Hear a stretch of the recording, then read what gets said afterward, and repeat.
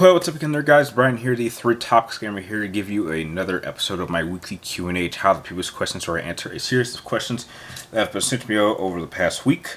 We got a pretty average episode. There was certainly a number of questions that were kind of arranged in different categories.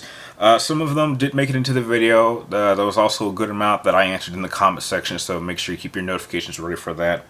But like always, before I start answering you guys' questions, if you are familiar with it or if you're new to the channel, I would really appreciate if you give this video a thumbs up. And please do not forget to press that subscribe button, because every subscription does help us get us to our end of the year goal, which we are really moving towards.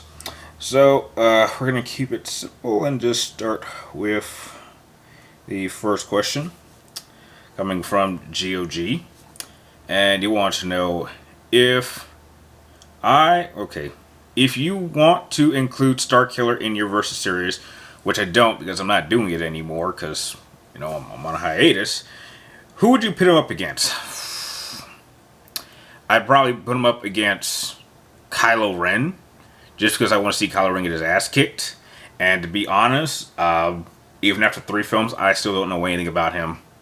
Nothing. I would basically, if I was to break down Kylo Ren, it would just be stuff I'm making up, just from things I've heard or maybe a few things I've seen. But I wouldn't use anything concrete. I would do absolutely no research on Kylo Ren. It would be just a complete stomp. It would essentially be like an April Fool's type of video where I'm not really taking it seriously. I just made a bullshit matchup just for the sake of making a bullshit matchup, because that's how I feel. That's who I pick for if I ever used Starkiller. Next question comes from Super XT Extreme, and you want to know: do I think that there are any Final Fantasy characters who could beat the legendary Dark Knight Sparda from Devil May Cry? Probably Sephiroth, and maybe Cloud, Advent Children on a good day. That's about it. Just off the top of my head. I mean, the problem is the thing. Here's the problem, Trooper. We don't know anything about Sparda. We logistically know little to nothing. You've never seen him. You've never seen him in combat. We know absolutely nothing. We don't know about his capabilities. We know, like, okay, well, these are a couple of his weapons. That's about it. We hear what he did, but we don't know him as a character. We don't know him as a combatant. We don't know him as a personality-wise. There is nothing concrete in any source that has done a good job of documenting what Sparda as a character was all about. That's what I think a game centered around him would really spread light. Because when you really think about it, the whole, I mean, this is even confusing to this day. The whole Dante and Virgil rivalry, when you really think about it to its core, it doesn't make sense. We don't really get a content as for why Dante and Virgil have it out towards each other.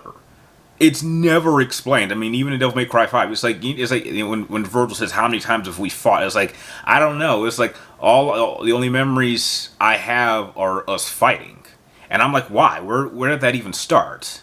And apparently, and if you even go back to Devil May Cry 3, Dante resents his father.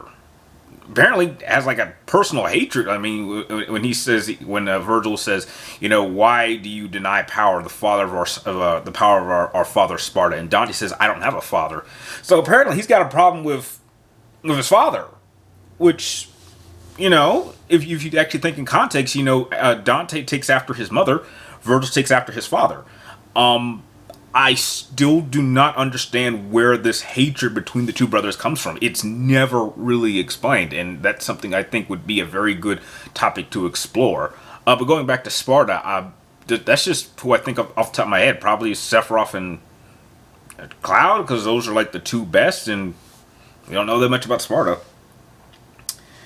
Going on to the next question, coming from the Batman Neo Gotham. And you want to know, what is my opinion on this whole situation with the coronavirus, and how deadly do you think it is depending on who's infected?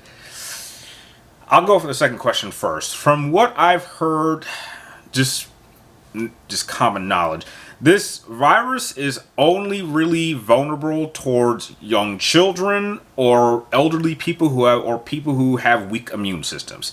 seeing as how I am 29, I work out, take my vitamins, I don't get sick very often. I think it's safe to say that if I ever were to get it, that I'm fairly confident I would survive. I mean, if I did get it, we have a game plan here of what any of us like I live with like two other people. We have a game plan of what we do if one of us gets infected, and I'm not too concerned. But my thought on this whole situation is it's kind of surreal. Just in my personal life, it's weird that this whole thing has stopped me from going to work. I mean, don't get me wrong, I'm still probably getting paid for my off time, but it's so bizarre. And then you see how this is having an effect on like real other people who aren't in my position, and they're really, really struggling. And then you're seeing how it's causing racial tensions. I mean, there's people calling out like Chinese people and saying it's their fault, and I'm like, it's crazy because it's clear that everyone is scared, because this is something that I guess as a world we're not. I mean, there have been pandemics before, but I don't recall it ever being this bad. But maybe because that's with the introduction of social media, and you have news broadcasts, and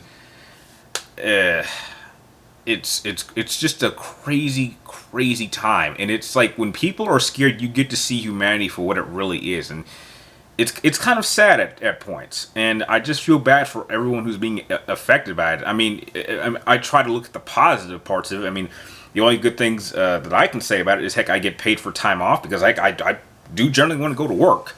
And I'm starting to kind of miss work, which is funny, because I think like maybe a couple of weeks ago, I was like kind of complaining to a coworker, says like, man, I've been doing this job for 5 years, and it's gotten to the point where I've gotten like kind of complacent towards my job, because my job is so by the clock that I know exactly what I did the day before, but I have absolutely no memory of ever doing it. But I just know that at this time I was doing this, at this time I was doing this, and then at this time I was doing this, and then I clocked out at this time, and it's rinse and repeat. Been that way the past 5 years, and I never, I always once like, I wish something would happen to just change all that. And I got my wish, but now that I've been out of, technically I've only been away from work for like maybe 7 days, but I kind of miss it now. I kind of was like, what, I'll go back and continue doing the same thing. It's like I fail to kind of almost appreciate it, because it's a very, very simple job, but heck, someone's got to do it. But yeah, I mean, hopefully, we get all through this, and this teaches us a lesson, and then heck, the next time something like this happens, we learn from it. But there's a lot of positive lessons we can learn from this whole experience, and there's a lot of negative lessons, and hopefully we can learn from the negative ones, and hopefully if something like this happens again, people won't act so crazy. And I still don't understand what's the obsession with all the toilet paper. That is what's puzzling me. It's like, why do you people need to wipe your ass that much? Like, if we trust me, if I'm in a situation where I run out of toilet paper, I got a shower less than 5 feet away. I have no problems taking a shower and feeling all clean. I have no problems with that. I would rather run out of toilet paper than run out of water. Sorry, that one was rather extensive. Next question comes from Pharaoh Status, and you want to know. You were wondering what my thoughts on. You want to know what my thoughts were on the way people play Yu-Gi-Oh! Now. And you want to know what were your go-to cards or strategies back in the day when you dueled, or if you still duel. Okay, it's kind of two parts. So, my thoughts on how it is today, I hate it. It's completely unrecognizable. It's not really even Yu-Gi-Oh! Anymore. The rules have changed so much. Put it this way. It's changed to such a point that duels, I'm a first generation duelist. I would not stand a chance. And I refuse to evolve, because now the duels are faster than ever. It's just, duels used to be battles of attrition. They actually required real strategy. And it's not like that anymore. Now, the World Championship matches are decided in 3 turns, and even without the person's life points going out, because they just know that they're going to lose. And duels are so unbalanced to the point that you have decks that are logistically built and designed specifically to take out another deck. And it's so bad to the point that like an old school duelist like me could not take on a modern deck. Not because I don't have the knowledge or the skills or the strategies to do it, but I logistically do not have the cards to fight back. Like I'm living in an age where setting a card face down and 2 trap cards is considered a bad move. Because apparently people aren't using magic and trap cards anymore for some reason. Because you got pendulums. And pendulums are just annoying as hell. Like, they break the game. You've got pendulums and you've got link summonings. Like, Xyz and Synchros, I'm just now starting to warm up into. And yet, people nowadays are saying that Xyz and Synchros are outdated. I mean, to think that in 2020, the Egyptian God cards would be like... They're more useless than common cards today. Like back in the day, if you could get your hands on an Egyptian God card, you were like the man. Like everyone just wanted to see it in action. Nowadays, you can take out any God cards with like no trouble. Heck, there are common cards that can take out God cards. It's a sad time. That's why I have like a small group of people I know that I do with, we do old school. We do not do this new stuff. It is just not for us. I want a challenge. I want a battle of attrition. I want to use actual strategies. I don't want to do something that, like, literally all modern duels I see, somehow, some way, the player is able to play like 20 or 30 cards. I'm like, what? Like, they do like, there's so much going on. That I don't know what the person just did, but they have that much of the deck and it's their first turn, and they went to summon like 4 monsters and they kept sending cards to the graveyard and bringing them back and replaying this card and summoning this and then secret summoning this and then switching that out, and I'm like, what the hell did you just do? And like all decks do this now. All modern decks do this, and it is annoying. When it gets to the point where I don't even understand the rules anymore, it is time to leave. They should just call it something else. Don't call it Yu-Gi-Oh anymore. Call it a completely different game, because this game is so complicated to the point where a newbie could not jump in. A kid could not understand the rules of this. That is impossible. I'm a 29-year-old man, and I don't understand the rules of Yu-Gi-Oh now. And I've been playing since the game first came out. So it's kind of frustrating. But to go into your question, I don't have too many go-to strategies because that's not a part of what my initial training was when I was in high school. Because in high school, Yu-Gi-Oh was still pretty relevant. Like you had like a 4-year training course of like, there was like 4 tiers. For each of the common grades. Like when you first came in and you joined like a Yu-Gi-Oh group, there's 4 tiers in high school. Like maybe if you guys got time for a little bit of a story, but I'll try to make it quick. But during high school, over the 4 years, there were 3 tiers. You were either a freshman apprentice, a sophomore apprentice, a junior master, and a senior master. When you first came in as a freshman apprentice, a junior master would take you on and you would become his apprentice, and basically it was his job to kind of help you, kind of like a coach. And then when you moved to the next grade, then they became a senior master and you became a sophomore apprentice, and you guys would still play together. You would train and you would improve each other. It would be their job to improve your decks. And one of the best traditions is that when a senior graduated, it was tradition that they would have to take a strategy that they had been using their entire time while they were at school and pass it down to their apprentice, so that a part of their deck lived on.